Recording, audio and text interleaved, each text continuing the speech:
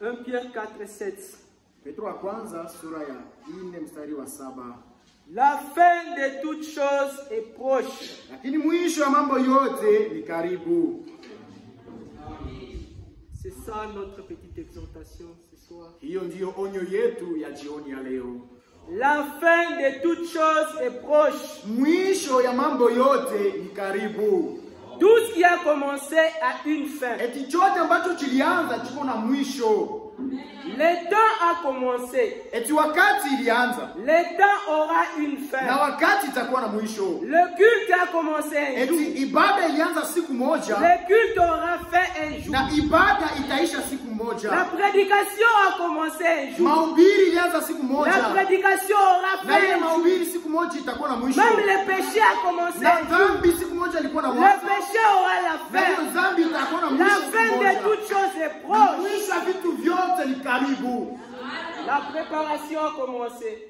Matayarisho isha kwanza. Et la préparation aura la fin bientôt là. Na matayarisho itakuwa na mwisho hapa Mais la karibu. question qui doit nous Sasa être posée. ulizo ambayo inapasha tuulize Où inatulizwa en es-tu avec ta préparation? unafikisha wapi na La kujitayarisha kwako? préparation a commencé. Matayarisho ishaanza. Le message auquel nous avons cru, Ujumbe tuliamini ce n'est pas un message aina qui ujumbe nous permet de nouer seulement des connaissances. yenye napenda inatusaidia tu tukue na tujuane Ce n'est kati pas pour que yetu. nous puissions être des frères et des Ana sœurs kusema ati seulement. tuko tuna ndugu na wadada Ce n'est tu. pas pour que nous puissions faire connaissance Ana avec kusema vous. tuweze kujuana pamoja Ce n'est pas pour que nani. nous puissions avoir des connaissances à tout moment. Ana kusema ati tuweze kujulikana Ce n'est pas pour mtu. que nous puissions avoir des connaissances partout dans Ana le kusema monde. tukue na Le tujulikane message que nous avons yote. reçu, Lakini ujumbe ambao c'est le tulipokea message de la ni préparation. ujumbe ya Et la utayarisho. préparation Na a ile commencé. matayarisho isha kwanza. La préparation Matayarisho aura sa fin. itakuwa na mwisho wake. Où en es-tu avec ta Sasa uko préparation? unafikia wapi na matayarisho Où en yako? es-tu avec ta Unafikisha préparation? wapi na matayarisho yako ndugu C'est yangu? quoi? Hii Nous magharibi venons t'informer. tunakuja On kujulisha. va dire que la préparation a commencé maintenant. Hatuseme eti matayarisho La inaanza leo. préparation a commencé il y a très longtemps. Eti matayarisho Mais inaanza nous tangu venons zamani. t'informer ce soir Lakini leo hii que la magharibi préparation qui a tunataka kujulisha commencé ile matayarisho iliyoanza est à la fin maintenant. iko kumwisho Où sasa. en es-tu avec ta Sasa wewe préparation? unafikia wapi na matayarisho La yako? fin de toutes choses est proche. Mwisho wa vitu vyote ni karibu. Aujourd'hui, plusieurs Eti leo watu wengi paraissent passer outre le message. biko napita kando ya ujumbe. Plusieurs aujourd'hui. Watu wa mingi leo. Regardez comment vous vivez. Angalia Regarde comment tu vis. Angalia namna unaishi. Est-ce que tu vis à la manière du message? Wewe unaishi namna ya ujumbe. Si tu vis à la manière du message, tu te prépares chaque jour. Mais regarde comment tu vis. Regarde comment tu vis. Est-ce que tu te prépares? Unajitayarisha Et kweli? la fin de la préparation est proche. Lakini mwisho wa maandalizi ya kujiandaa kwetu inakaribia. Plusieurs s'éloignent de la Watu vision. wengi yuko na mbali na Quand ça kitu. commence, comme ce message a commencé, Wakati ujumbe ilipokea. le but de tous ceux qui croyaient, Kifukuzio cha c'est bien se préparer à la hâte, ilikuwa ni kujitayarisha kwa recevoir le haraka Saint-Esprit ili wapokee et aller au utakatifu ciel. na waende mbingu. Frères et sœurs, Ndugu na dada, la même vision ile unaona doit être retenue par chacun inapasha de nous. kuwa kifukuzio Ne vous éloignez pas de la chose. Ne vous éloignez pas de la préparation.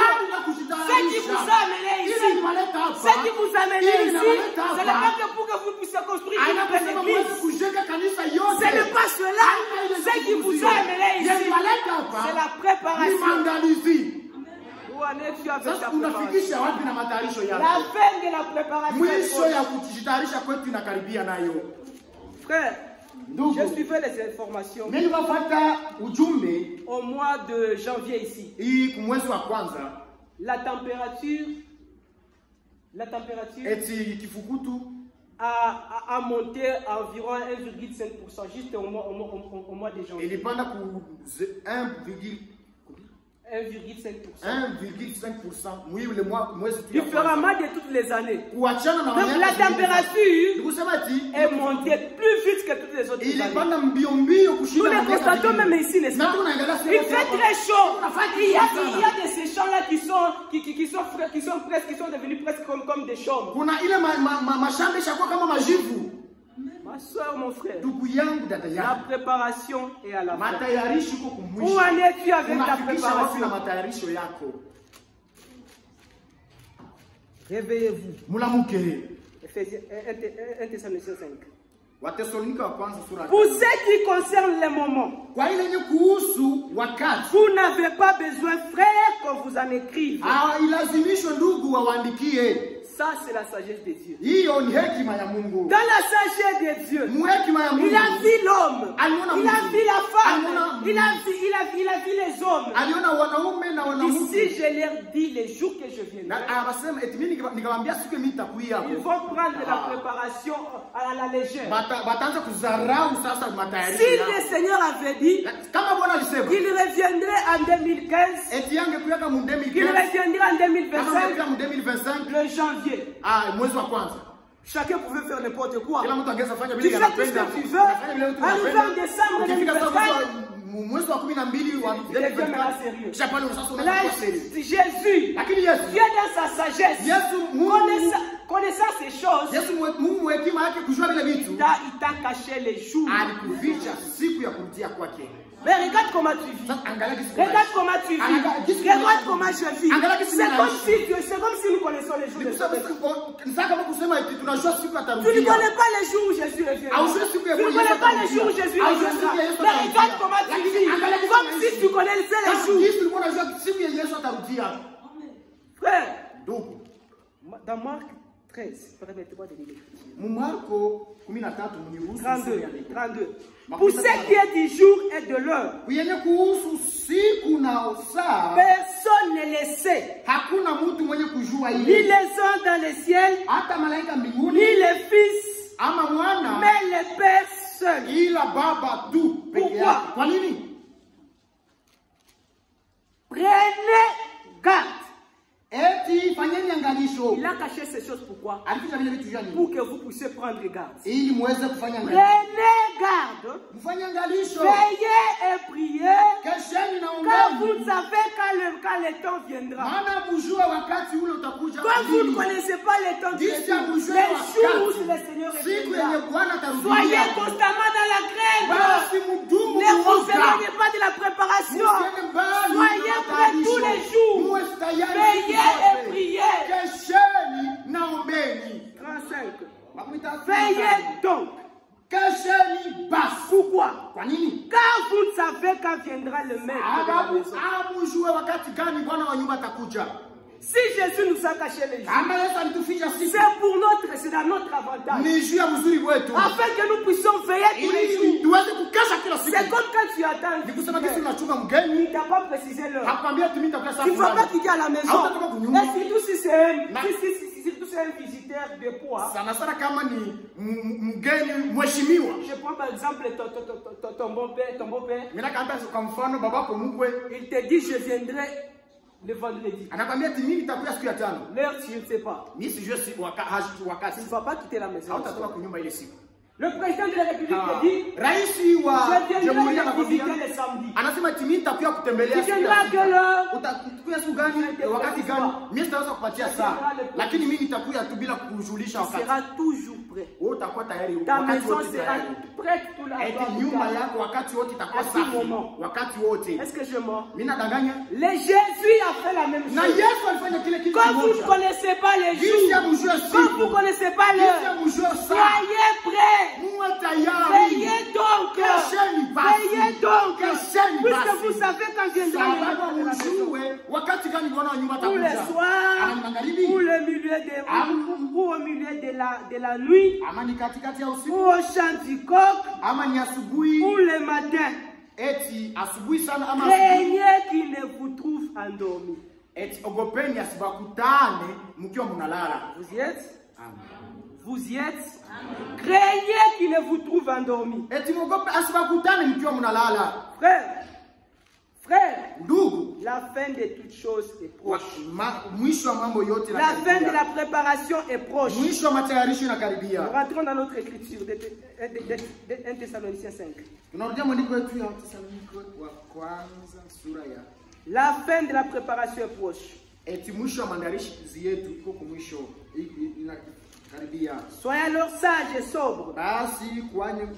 Pour ce qui est du temps et de moment, yenye kuhusu saa na wakati, vous n'avez pas besoin, frère, qu'on vous en écrive. hailazimishwe ndugu waandikie, Car vous savez bien vous-même sababu mnajua ninyi wenyewe que le jour du Seigneur viendra comme un voleur dans la ya nuit. kwamba siku ya Bwana itakuja kama mwizi akujavyo usiku. L'enlèvement Unyakuo va introduire le jour du Seigneur. ndio yenye itaanzisha siku ya Bwana. Amen. Amen. Quand l'épouse est enlevée, Wakati bibi harusi le jour ananyakuliwa, du Seigneur commence. siku ya Bwana inaanza. Le jour du Seigneur commence avec 1 Thessaloniciens 4:16 Eti siku ya Bwana inaanza na Wathesalonike wa kwanza et 4:16 prendra fin avec Apocalypse 20, na itaisha na Ufunuo 20 11 à 15. 11 na 15. L'enlèvement de l'église épouse, Unyakuo wa kanisa bibi harusi, la fin de la grâce chez les nations, mwisho ya neema kwa mataifa introduit le jour du Seigneur. inaanzisha siku ya Bwana. Et ce jour viendra comme Ile un voleur siku dans la nuit. itakuja kama mwizi akujavyo usiku. Amen. Quand? Wakati gani? On continue. Tunaendelea kusoma Verset 3e. sura ya 3. Quand les hommes diront paix et sûreté, Wakati watu watasema salama na hakikisho, alors une ruine soudaine les surprendra comme les douleurs de l'enfantement surprennent la femme enceinte. sasa pale ndio kitumo kwa ghafla itafikia kama mwanamke akiwa mjamzito. Je m'abstiens de commenter. Mimi natosha tu misemo mingi. Frère Branham et Frère Frank dit Ndugu Frank anasema dans sa prédication du 4 janvier 2020, mahubiri yake ya 4 janvier 2020, l'accomplissement des prophéties bibliques dans notre temps. utimilifu wa maunabii ya kibiblia wakati wetu. À la page 8, Ukurasa wake wa 8. écoutez ce qu'il dit. Msikie anasema, Si nous sommes attentifs aux signes des temps, kama tunategelea sikio kwa alama za wakati, bien-aimés frères et sœurs, wapendwa ndugu na dada, nous pouvons alors dire que le retour du Seigneur est très très proche. kumbe tunasema eti kurudi kwa Bwana kunakaribia sana. Yes. Muko pale? Et Frère Branham disait déjà autrefois, Na ndugu Branham alikuwa sema wakati wa kale, ile wakati, je ne vois plus rien qui devrait encore s'accomplir. eti mimi sione kitu kingine chenye kinapasha timilika. Tout est déjà accompli. Yote isha kutimilika. Frère Branham dans son temps. Ndugu Branham kwa wakati wake. Et nous, Na sisi sasa, que devrons-nous dire sasa aujourd'hui? leo sisi tutasema nini? Nous voyons les préparatifs qui sont faits au Proche-Orient. Tuko naangalia namna gisi kule ngambo ya kusini banajitayarishaka ya asubuhi. Il parle d'Israël.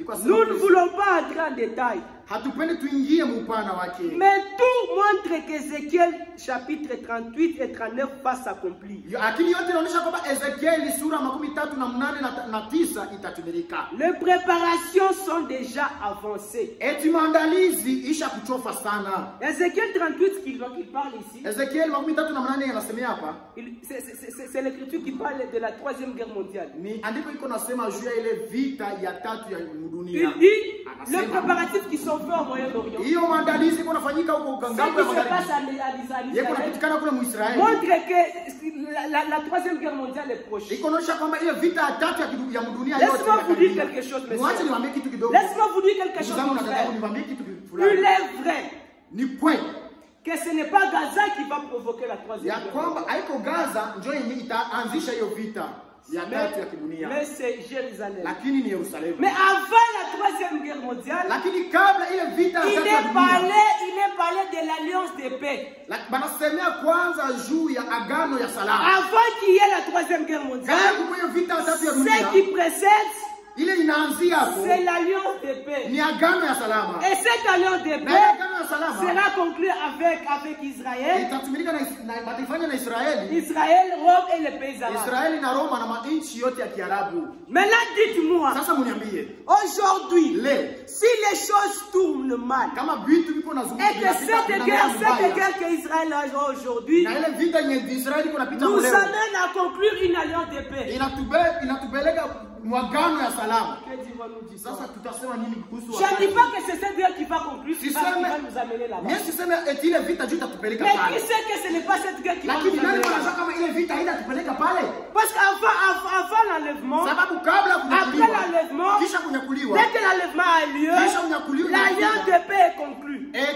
agano La la salama grâce est itafanyika. finie chez les nations. Na neema kwa Dieu mataifa tourne inaisha. sa face à Israël. Kisha Mungu anageuza uso Et wake kwa avant qu'il Israeli. ne tourne sa Na kabla face, ageuze uso l'alliance de wake, paix sera conclue. eti agano la salama itaweza kufanyika. Vous y êtes mes frères? Muko pale ndugu zangu. Vous y êtes mes frères? Muko nasikia ndugu. Israël est en guerre Israeli kwa vita avec les pays arabes. na manchi ya Arabu. Et on ne peut pas parler de la paix s'il n'y a pas la guerre. Hatuwezi sema jua salama kama hakuna Dans vita. Thessaloniciens, c'est ce qu'on nous a dit. Thessalonike wa kwanza Quand mstari les wa hommes Biblia, diront paix et sûreté, wakati watasema eti salama na hakikisho, une ruine soudaine eti kuharibika kunene viendra maintenant.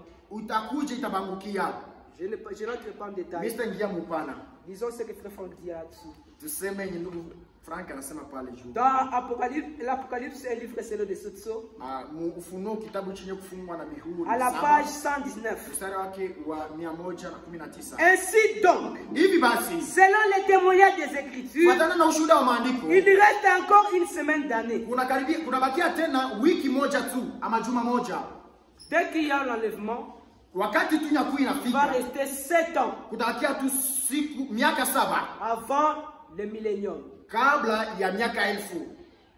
3 ans et demi de grâce pour Israël. Miaka 3.5 ya neema Et juu 3 ans et demi de la ya grande Israeli tribulation. na miaka 3.5 ya juu ya ziki. En tout cela donne 7 ans entiers. Wale yote inafanya miaka 7 ya Pour kwenyana. ces dernières 7 ans Kuhusu ile miaka 7 ya mwisho qui commencent yenye itaanza au moins avec l'enlèvement de l'église épouse des nations, yenye itaanza na kunyakuliwa kwa kanisa bibi harusi wa mataifa Rome, Roma, le temps du Vatican, ile ambayo ni ishi ya siasa ya Vatikani, conclura avec Israël, itafanya agano na Israeli. OLP, Batafanya ile OLP inahusu salama. Israël, donc la Rome, Huko Roma conclura une alliance avec Israël, itafanya agano salama na OLP Israeli na OLP et les pays arabes. na manchi yote ya Kiarabu. Les pays arabes voisins et un traité de paix concluant tout. Na manchi yote ya Kiarabu ya majirani na ile agano ya salama itafunga mambo yote. Rome, Eti Roma avec Israël, na Israeli OLP na ile et OLP les pays arabes na ile voisins manchi ya Kiarabu jirani conclura un yake traité de paix. batafanya agano ya salama. Et quand un traité de paix est fait, Wakati ile masumulizi ya salama l'église itaanza, n'est plus sur la terre. kusema kanisa haina tena La kudunia. dernière semaine de Daniel a commencé. Eti ile wiki ya mwisho ya Danieli isha kwanza. Réveillez-vous. Mulamuke mtoke mkusingizi. À la page 126. Kurasa wake wa 100. Le plan divin de salut se déroule exactement de la manière que Dieu l'a conclu dès l'éternité. Eti mambo ya wokovu yenye Mungu aliweka isha timilika kuanzia. Le plan divin de salut se déroule exactement de la manière que Dieu l'a conçu dès l'éternité. Eti mambo ya wokovu iko napitikana kufuatana na gisi Mungu aliunda kuanzia kule mumilele. En réalité, Ya kweli nous nous trouvons au milieu de l'accomplissement tunafika katikati ya mtimiliko et la réalisation des prophéties bibliques de la fin des temps. matimiliko yote ya unabii wote wa kibiblia À wakati wa tout mwisho. moment, Wakati wote il est possible que le temps de la grâce pour les nations arrive à sa fin. inawezekana eti wakati wa neema kwa mataifa ifike Que kumwisho la wake. perfection de l'église soit atteinte Eti ukamilifu wa kanisa ifike et kumwisho. son enlèvement ait lieu. Na kunyakuliwa kwake nako kufanyike. Que Dieu fasse un nouveau commencement spirituel avec Na Israël. Mungu aanze kwanza upya wa kiroho na Que Israeli. l'alliance avec l'Antichrist soit conclue Na et le temple agano rebâti. na agano mpinga Kristo nayo ifanyike na hiyo hekalu ijengewe pia. À tout moment, cela est possible. Eti wakati wote Que l'alliance inawezekana. soit conclue. Eti À agano tout moment, c'est ifanyike possible wakati wote que la inawezekana. préparation de l'église épouse Eti maandalizi ya kanisa bibi harusi arrive à la fin. ifike kumwisho. Où en es-tu avec ta préparation? Unafikia wapi na maandalizi yako? Le temps de la préparation est fait et à la Wakati fin. ya matayarishi La nafika kumwisho. préparation est à la fin. Matayarishi Où nafika en es-tu kumwisho. avec ta préparation? Unafikia wapi na matayarisho Et yako? Pierre, poussé par le Saint-Esprit, Na Petro mwenye kusukuma na Roho Mtakatifu nous dit alors, anatuambia sasa, dans l'écriture que nous venons de lire, mwili andiko tumesoma, la fin de toutes choses est proche. mwisho wa vitu vyote ni karibu. La fin de la préparation est proche. Mwisho wa maandalizi ni nayo ni mwisho. Mais là, que ferons-nous? Mais là, que ferons-nous? Sasa tunafanya nini? Soyez donc sages. Basi muwe na hekima. La fin de la préparation est proche. Mwisho ya matayarisho yote Mais kunakaribia. qu'est-ce que vous devez faire? Sasa mnapasha fanya nini?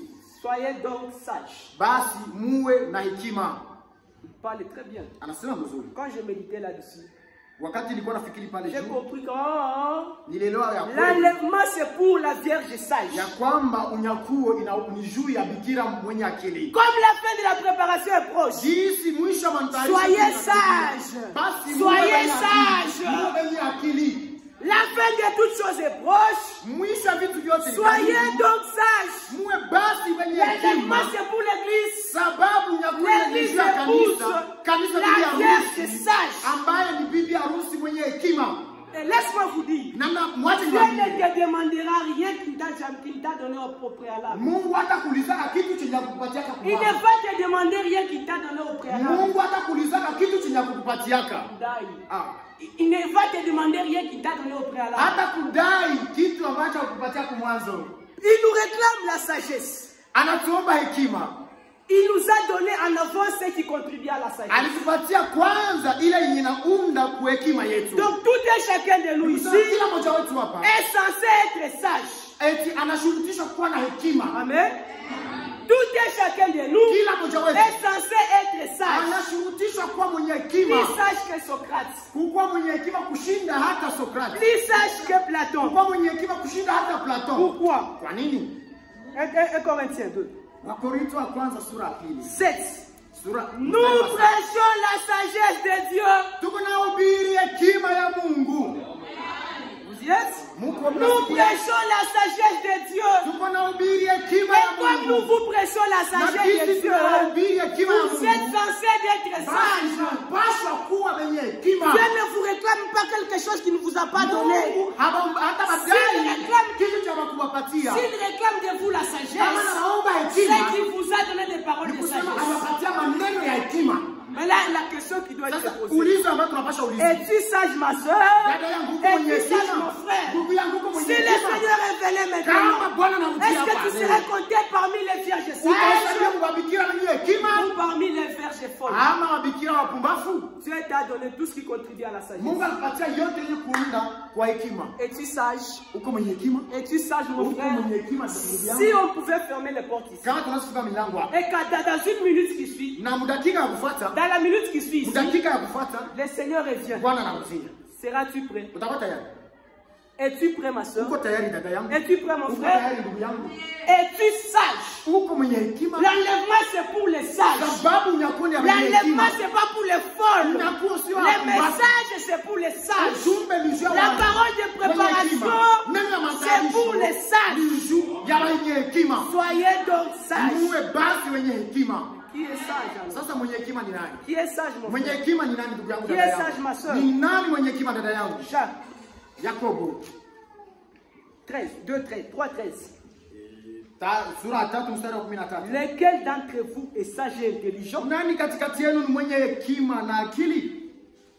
Qu'il montre ses œuvres par une bonne conduite. Basi aoneshe matendo yake kwa mwenendo wake mzuri. Tu peux dire que tu es sage. Unasema tu niko mwenye hekima. Montre tes œuvres. Onesha matendo yake. Montre tes œuvres. Onesha Nous matendo saurons yako. si tu es vierge Utazama ou vierge kweli sage. kama uko bikira mpumbavu ama mwenye Et le hekima. Seigneur te dit ce Na Bwana soir, anakuambia jioni. soyez sages. Uwe benye La fin de hekima. la préparation est Sababu proche. mwisho wa matayarisho yote inakaribia. Qui est sage? Nani ndio mwenye Qui hekima? est celui qui est sage? Mwenye hekima Montre ses œuvres. aoneshe matendo yake. Comment? Namna gani? Qu'il montre ses œuvres Aoneshe matendo par yake une bonne conduite. kwa mwenendo wake mzuri. Tu connais comment tu te conduis? Unajua namna gani unatembeaka? Avec la douceur de la sagesse. Katika upole wa hekima. La sagesse produit la douceur. Eti hekima inaletaka Et upole. dans Philippiens 4:5, Na Filipo 4:5 Paul nous dit Paulo que anatuambia votre douceur eti upole wenu soit connue de tous. ijulikane na wote. Et d'où vient la douceur? Na upole inatokea wapi? Inatokea kwa hekima. Je continue à Mimi l'écouter. naendesha usomi. Mais Lakini si vous avez dans votre cœur un zèle amer kama ndani ya mioyo yenu mko na bidii ya uchungu et un esprit de dispute, na roho ya ugomvi. Ne vous glorifiez pas. Musijisifu. Et ne mentez pas contre la vérité. Wala musidanganyie ukweli. Cette sagesse Hiyo hekima n'est pas celle qui vient d'en haut, haiko ya kutoka juu, mais celle qui est terrestre, lakini ya kidunia, charnelle et diabolique. ya kimwili na kishetani. Car Sababu là où il y a un zèle amer pale kuko bidii ya uchungu et un esprit de dispute, na ile roho ya ugomvi, il y a du désordre et toutes sortes de mauvaises actions. pale kuko machafu na matendo yote ya ubaya. 17. Sasa sura 17. La sagesse d'en haut, Eti hekima ya la sagesse d'en haut hekima ya juu, est premièrement pure, cha kwanza ni safi, ensuite kisha pacifique. ni ya salama. La sagesse qui vient de Dieu Hekima yenye kutoka kwa Mungu est le pur ya et safi pacifique. na salama. Chaque fois que Jésus apparaissait parmi les disciples, Wakati wote ambao Yesu alikuwa anaonekana il a fait le mot d'introduction. alikuwa na msemo ya kuanzia hapo. Qu'est-ce qu'il disait? Alikuwa anasema nini? Que la paix soit avec Eti vous. salama iwe nanyi. Si tu es sage, Kama uko mwenye hekima, tu seras celui qui procure la paix. utakuwa ule mwenye unaleta salama. Si tu es sage, mon frère, Kama uko mwenye hekima, ndugu tu yangu, seras celui qui procure la paix. utakuwa mwenye kuleta salama. Et l'évangile de Dieu, Na injili ya Mungu c'est l'évangile de paix. ni injili ya salama. Les enfants de Dieu Watoto wa Mungu sont les enfants de ni Dieu. watoto wa Les salama. projets que Dieu a formés sur nous, Mambo ambayo Mungu alifanya kwetu c'est le projet de ni paix. mambo ya salama. Sa ville, Eti mji wake c'est la ville de paix. ni mji wa salama. Lui-même Yeye est le mwenyewe prince de paix. ambaye ni mfalme wa salama. Premièrement pur, Kwanza ni safi, ensuite pacifique, kisha ni ya salama, modéré, ya upole, conciliante, yenye kuleta pleine de masikilizano na yenye miséricorde kujaa na rehema et de bons fruits. na matunda mema. Amen. C'est ça la sagesse. Hiyo ndio hekima. Si tu es sage, Kama uko mwenye hekima, tu seras un homme de paix. utakuwa mtu wa Tu salama, seras une femme de paix. utakuwa mwanamke wa salama, Et na tu seras plein de bons fruits. utajazwa na matunda mema. Chacun de nous a des fruits. Kila mmoja wetu kuna matunda. Ma soeur, tu as beaucoup de fruits. Dada yangu kuna matunda Mon mengi. frère, tu as beaucoup de Ndugu yangu kuna fruits. matunda Et mengi. ces fruits abondent. Tu as beaucoup de fruits. Mon frère, tu as beaucoup de fruits. Ndugu yangu Ma soeur, tu as beaucoup de Dada fruits. yangu kuna Mais matunda quel mengi. genre de fruits? Sasa matunda ya namna gani? Laisse-moi t'informer. Acha mimi nikujulishe. La cognée est déjà mise à la racine des arbres. Eti shoka wameweka chini ya mti. L'arbre, c'est toi. Mti ni wewe. Ils ont l'écriture. Tusome ile andiko. Luc 2, Luka 2. 9. Mstari wa 9. Déjà même, Eti la sasa cognée est mise à la racine des arbres. eti shoka imewekwa kwa mzizi wa mti. Tout arbre donc, Mti wowote tout basi. celui qui entre au tabernacle, Wowote ulikoingia tout celui mwashani. qui a cru, Ule wote mwashaamini. tout donc arbre Mti qui wowote ne ule produit pas de bons fruits ambayo haitoi matunda mema sera coupé et jeté au feu. itakatwa na kutupwa motoni. C'est la réalité. Ni ukweli. Tu as beaucoup de fruits. Uko na matunda. Mais quel genre de fruits tu as? Matunda namna Et gani? laisse-moi t'informer, Haya nikujulishe. pour tes fruits, Kuhusu matunda yako. la cognée est déjà mise à la racine des arbres. Shoka washitia chini Et ya ta mzizi ya fin, mti. c'est le feu. Na mwisho yako ni moto. C'est quoi les bons fruits? C'est quoi les mauvais? Matunda mzuri ni nini? Les mauvais Na fruits. mbaya ni Tu nini? me demandes c'est quoi les mauvais fruits? Ulikuwa unaniuliza matunda Les mbaya ni mauvais nini? fruits, Matunda ce sont mbaya les œuvres de la chair. ni matendo ile ya mwili. Les mauvais fruits, Matunda mbaya. ce sont les œuvres de la chair. Matendo ya mwili. Galates Wagalatia 6, sura 6 5, pardon 9, 19. mstari. Oh, Japo les œuvres de la chair sont évidentes. matendo ya mwili inahakikishwa Ce sont ni la débauche. washirati, Amen. C'est un fruit. eti nayo ni tunda, La débauche, washirati, l'impureté, uchafu, les dérèglements, kutokuwa kwa kunyooka, L'idolâtrie 19. Kuabudu sanamu. La magie. Majende. Les rivalités. Eti kubishana. Les querelles. Fujo, makelele. Les jalousies. Eti wivu. Reconnais-toi toi-même. Là, c'est toi de quel côté tu es. Tu produis quel genre de fruits. Tout ce que nous venons de lire, c'est les mauvais fruits. Et pour ces mauvais fruits, la poignée des amis à la racine. Les querelles. Les jalousies, ne lis pas. L'animosité. L'animosité. Unyama. Les disputes. Eti ugomvi. Les divisions. Kukabulana, kutengana. Les sectes. Eti makundi kundi. L'envie. Kutama. L'ivrognerie. Ulevi. Oh, je suis de la nouvelle lumière. Eti miliko wa munuru ya sasa. Nous on boit. Sie tunakunyaka. Bon, mauvais fruits. Matendo mabaya. L'ivrognerie. Ulevi. Les excès de table. Ulafi. Et les choses semblables. Je vous dis d'avance, comme je l'ai déjà dit, que ceux qui commettent de telles choses n'hériteront point le royaume des cieux. Frère, es-tu sage? Celui qui est sage, les mauvais fruits ne se trouvent pas à lui.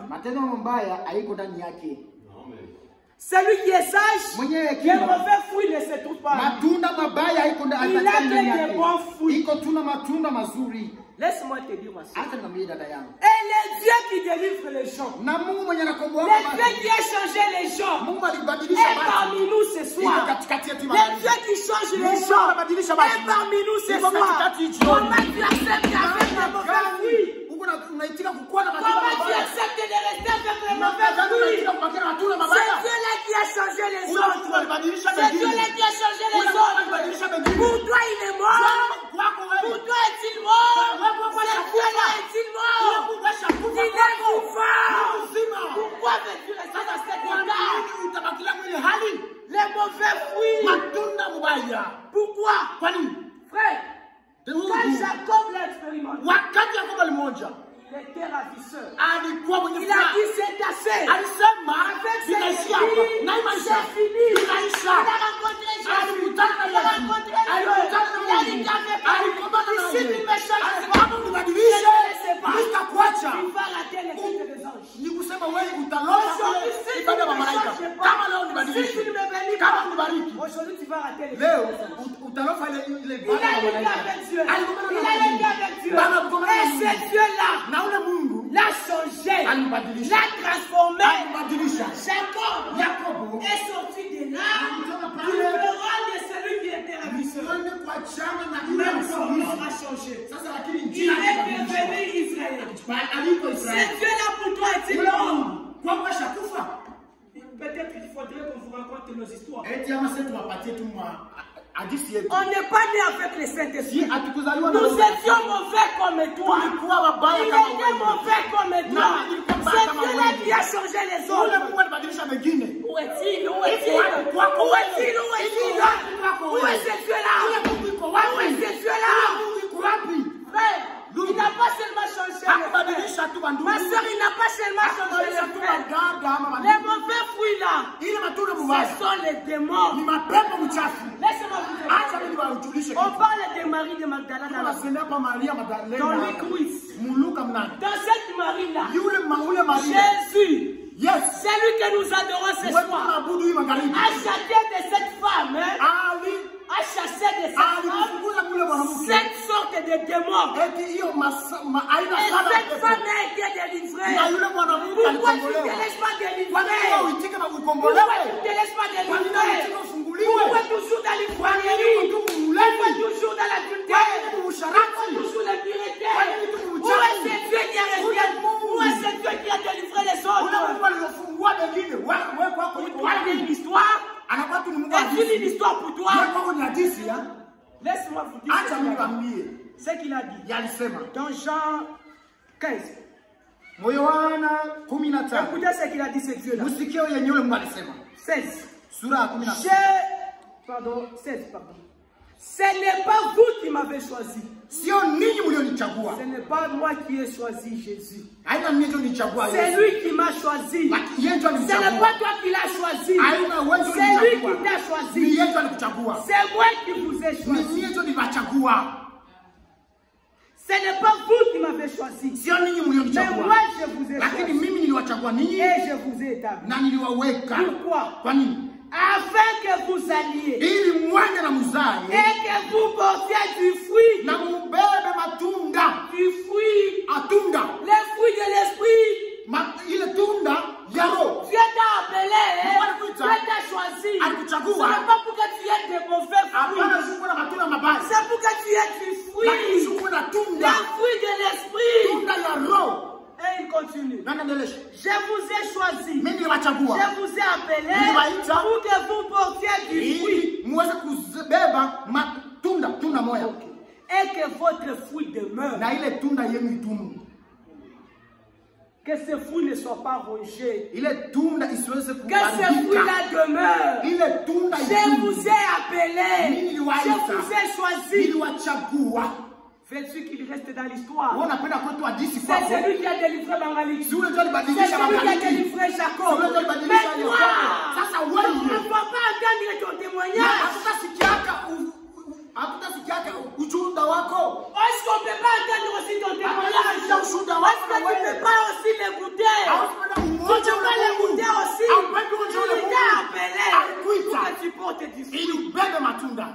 Pour que tu sois sage. Pour que tu sois sage. C'est à cela que Dieu t'a appelé. Il t'a appelé à la sagesse. Pas être folle. Dieu t'a appelé pour être sage. Il t'a appelé pour être sage. Pas pour que tu sois folle. Non mon frère. Non ma soeur. Frère, continue avec notre écriture. Dans Jacques, on n'avait pas fini. Jacques. La sagesse en haut est premièrement pure. Ensuite pacifique. Modérée. Conciliante. Pleine de miséricorde et de bonté. Exempte de duplicité. Et d'hypocrisie. Tu es hypocrite. Parmi nous tu es frère. Parmi les païens tu es païen. De quel côté es-tu? La sagesse d'en haut, elle ne crée pas des hypocrites. Si tu es hypocrite, la fin de la préparation est proche. Soyez donc sages et sobres. Amen. Vous y êtes? David nous ajoute quelque chose. Dans Psaume 107. Écoutez. 107, verset 43. Que celui qui est sage prenne garde à ces choses. Que celui qui est sage prenne garde à ces choses. Et qu'il soit attentif aux bontés de l'Éternel. Qu'est-ce que ça veut dire? Chaque matin, Dieu renouvelle tes bontés à ta face, ses bontés à ta faveur. Chaque matin, tu te réveilles, tu te couches, tu te réveilles, tu te couches, tu te réveilles, tu te couches, et même en bonne santé. Ceux qui sont morts hier, ceux qui sont morts avant-hier, tu ne les dépasses en rien. Ma soeur, ceux qui ont commis l'accident hier, l'avant-hier, la semaine dernière, tu ne les dépasses en rien. Esaïe 48. Isaya 48, pardon. Écoutez ce que 38 pardon, 38. Makumi tatu na mnane. Qu'est-ce que Isaïe dit? Msikie Isaya anasema nini? 16. Sura 16. Seigneur, Bwana, c'est par tes bontés qu'on jouit de la vie. Eti ni kwa neema zako ndio tunaishi. Ndio wanaishi. Neema yako. Seigneur, Bwana, c'est par tes bontés qu'on jouit de la vie. Ni kwa rehema zako. C'est par elle que je respire encore. Ni kupitia hiyo rehema ndio mimi napumua. Si tu respires encore jusqu'à ce soir, c'est à cause des bontés de Dieu. Mais est-ce que tu prends garde à la bonté de l'Éternel? Est-ce que tu prends garde à la bonté de l'Éternel? Si tu es sage, tu dois prendre garde. Kwa hiyo rema ya wa milele. Qu'est-ce que ça veut dire? Inamaanisha nini? Chaque jour que tu te réveilles, wakati tunalamuka, tu te réveilles chaque jour. Chaque jour tu te réveilles, chaque jour tu te réveilles. Et en bonne santé. Na ukiwa na afya njema. Pourquoi Dieu le fait-il? Kwa nini Mungu analifanya? Pourquoi Dieu le fait-il? Kwa nini Mungu iko naifanya? Pourquoi Dieu te réveille tous les jours? Kwa nini Mungu iko kuamsha kila siku? Pourquoi tu respires encore jusqu'à ce soir? Mpaka magharibi? Est-ce que c'est pour que tu ajoutes le comble à tes? Ni kusema uweze ongeza tena dhambi zingine? Est-ce que c'est pour que tu sois encore très mauvais? Ni kusema tena uko tena mbaya zaidi? Est-ce que c'est pour ajouter le comble à nos péchés? Est-ce uongeze wingi wa dhambi zetu? La fin de toutes choses est proche. Mwisho wa vitu vyote. Soyez donc sages et sobres. Basi mwe wenye hekima na wakiasi. Quand Dieu te réveille, chaque matin qu'il fait, il te donne le souffle de vie. Chaque matin qu'il fait, il te donne le souffle de vie. Il te donne la vigueur. Il te donne le souffle de vie. Il te donne la vigueur. Ce n'est pas pour que tu pêches, pour que tu puisses ajouter le comble à tes péchés. Ce n'est pas pour que tu puisses ajouter le comble à tes péchés. Ce n'est pas pour que tu puisses ajouter le comble à ta méchanceté. Dieu le fait dans un but. Et ce but-là, c'est que toi tu changes de conduite. Dieu renouvelle ses bontés à notre faveur. Pourquoi? Ézéchiel 33. 11. Dis-leur, je suis vivant. Dis le Seigneur, l'Éternel. Ce que je désire, ce n'est pas que le méchant meure. Ce que je désire, ce n'est pas que le méchant meure. Ce n'est pas que le méchant meure, mais qu'il change de conduite et qu'il vive. Chaque jour quand tu te réveilles, comprends ma soeur, comprends mon frère, que c'est l'occasion que Dieu te donne. C'est l'occasion que Dieu te donne afin de changer ta conduite. Ce n'est pas pour que tu puisses ajouter le comble à tes péchés. La fin de la préparation est proche. Chaque jour que tu te réveilles. Merci Seigneur. Tu m'as donné une occasion de plus. Pour qu'il change de conduite de vie. Revenez. Revenez de votre mauvaise voie. Pourquoi mourriez-vous, maison de Tumbwe? Celui qui vit dans le plaisir est mort quoique vivante. Celui qui vit dans le plaisir est mort quoique vivante. Pourquoi mourrez-vous? Pourquoi mourrez-vous? Revenez. Le but du message, c'est la préparation. Revenez. Pourquoi mourriez-vous? La fin de la préparation est proche. Et Dieu, dans sa grâce, dans sa grande miséricorde, il a pris l'église, il t'a donné pour t'aider à changer de conduite. Amen. Il a pris des prédicateurs, il t'a donné. Amen. Pour que tu puisses changer de conduite. Il te prêche chaque jour. Chaque jour que Dieu fait, les prédicateurs sont là. Et ils sont là pourquoi? Pour te prêcher.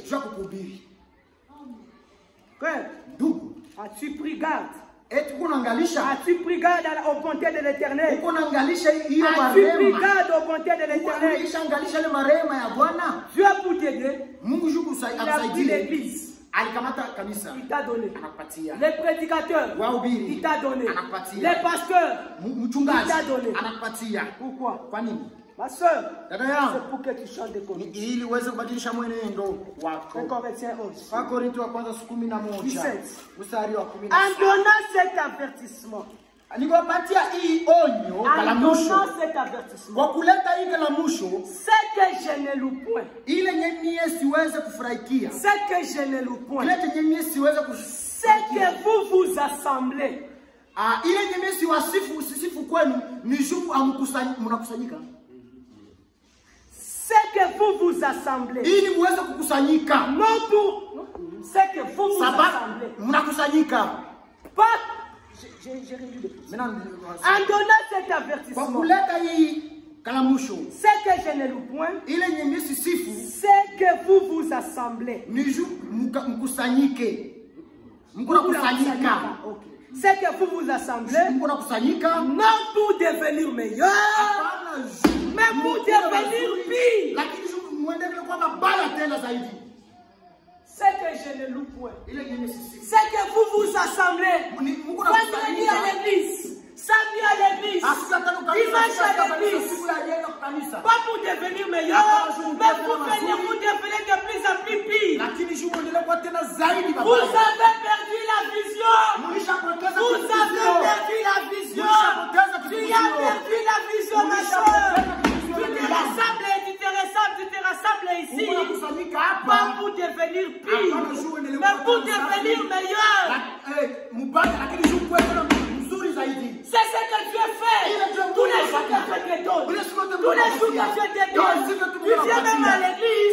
C'est pour que tu sois instruit dans les voies de Dieu. Et que tu sois de conduite. Et que tu deviennes le meilleur.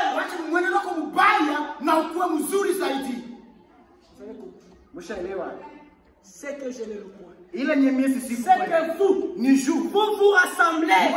Pas pour devenir meilleur. Pas pour devenir pire. Combien d'années tu fais ici? Tu as déjà fréquenté cette église il y a combien d'années? Pourquoi tu demeures encore ivrogne?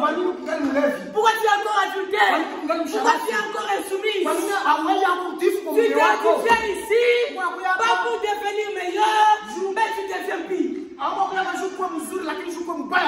Ce n'est pas possible. La parole de Dieu a échoué de te changer si la science. 3 ans. La science produit des gradués. Mais toi, la parole de Dieu, 3 ans, cette parole ne produit rien.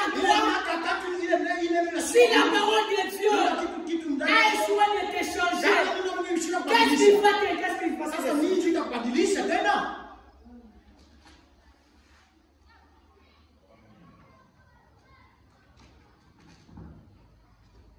5 ans à l'université. Les gens deviennent des licenciés. Mais toi, 5 ans en caméra, tu restes la même personne. Tu restes la même personne année après année. Année après année. Ceux qui sont passés à l'université, sont même des gradués. Mais toi, tu es encore à tu es encore à tu es encore à l'impureté. Vous vous rassemblez, pas pour devenir meilleur, mais pour devenir pire. Vous faites ces choses. D'où vient-il? D'où vient-il? Ça vient d'où? Ça vient d'où, ma soeur? Ça vient toujours l'enlèvement.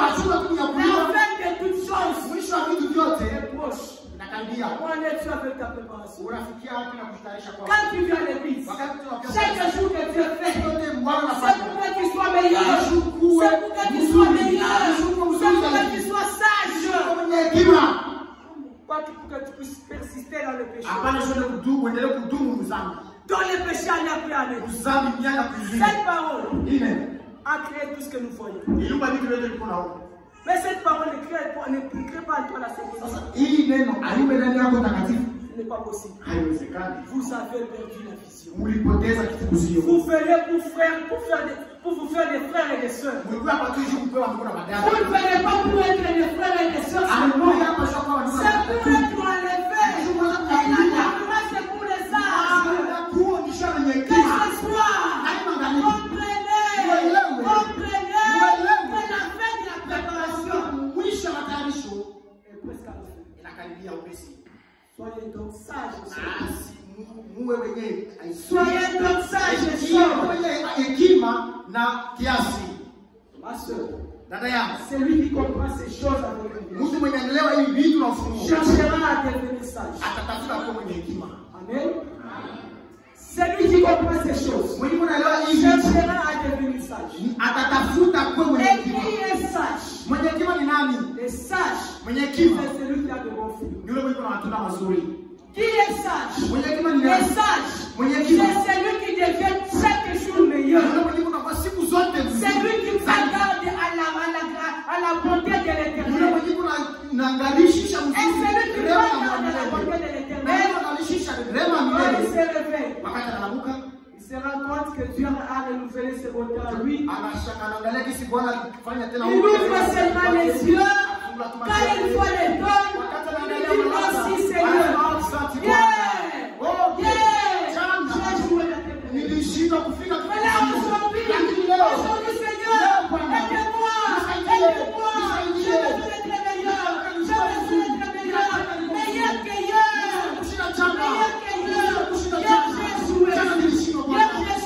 hier je suis tombé là-bas, aujourd'hui, de mon grâce, les sages, chaque jour cherchent à devenir meilleur. Dis-moi ma soeur, dis-moi mon frère, dis-toi, chaque jour tu veux être meilleur. Comment tu vas t'absenter de l'église? Ce n'est pas possible. Chaque jour que tu es fait, et si tu comprends, 7 jours, 7 journées que tu vas donner, c'est pour faire pas de plus. Si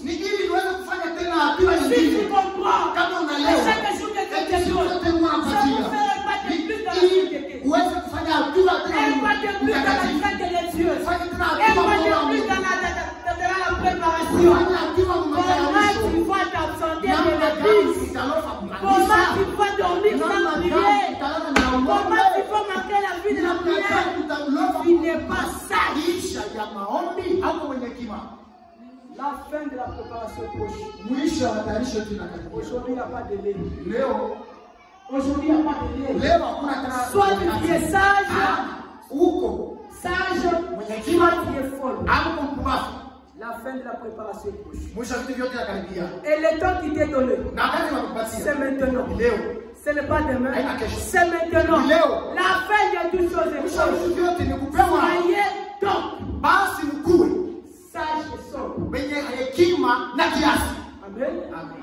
Mon frère, ma soeur, l'heure de pluie, le temps de pluie, tout c'est déjà accompli. Qu'est-ce que le Seigneur attend jusqu'à ce soir? Il attend que tu sois sage. Il attend que tu sois sage. Mais laisse-moi aussi t'informer que la patience de Dieu va s'arrêter le jour. Et ça sera trop tard. Pendant que nous avons encore l'occasion, cherchons à devenir meilleurs. Plus qu'ailleurs, ne cherchez pas à vous aligner que lorsqu'il y a Christ. À vous aligner que lorsqu'il y a Christ. Ne cherchez pas à t'aligner que lorsqu'il y a cette il y a la grande scène qui nous attend. La grande scène qui nous attend. Et cette grande scène, on ne vous informera pas au préalable. Amen. C'est un clin d'œil. Es-tu prêt? Es-tu prêt? Si tu n'es pas prêt pour la souper du Seigneur, si tu n'es pas prêt pour la Sainte Seigneur, Si tu n'es pas prêt pour la Sainte Seine ici, comment me diras-tu que tu es prêt pour la lèvre? Si on mettait la Sainte Seine maintenant, est-ce que tu pourras t'approcher? Est-ce que tu pourras t'approcher? Pourquoi tu ne pourras pas? Et si l'enlèvement est lieu maintenant, vas-tu partir? Vas-tu partir? Soyez donc sages. Soyez donc sages et sobres.